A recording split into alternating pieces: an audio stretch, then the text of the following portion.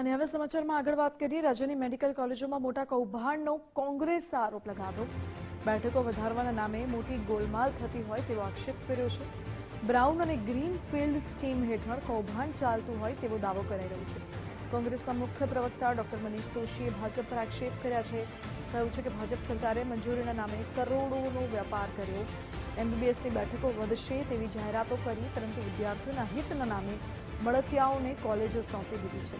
College દીઠ 11.25 કરોડ રૂપિયા આપવાના હોય છે। 5 વર્ષે 60 કરોડ રૂપિયા મળવાપાત્ર થતા હતા। આ પદ્ધતિને બ્રાઉન અને ગ્રીન ફિલ્ડ સ્કીમ ગણાવી છે।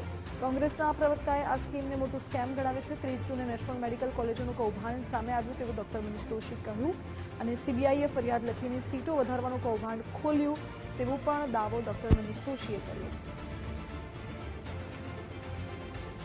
ભારતીય જનતા પાર્ટીની સરકારે કોલેજોને મંજૂરીના નામે કરોડો રૂપિયાનો વેપલો કરવો, એમબીબીએસની બેઠકો વધશે અને ગુજરાતના ભવિષ્યના તબીબો તૈયાર કરવાનું હબ બનશે એવી જાહેરાતો કરીને ભાજપની સરકારે વિદ્યાર્થી હિતના નામે પોતાના મળતિયાઓને સિવિલ હોસ્પિટલ સોંપી દેવી, કિંમતી જમીનો આપી દેવી અને વિદ્યાર્થી દીઠ 11.25 કરોડ રૂપિયા એમને દર વર્ષે આપવાના, એટલે કે 5 વર્ષે 60 કરોડ રૂપિયા જેટલી માતબર રકમ અલગથી આપવાની અને આખી પદ્ધતિને કીધું બ્રાઉનફિલ્ડ યોજના।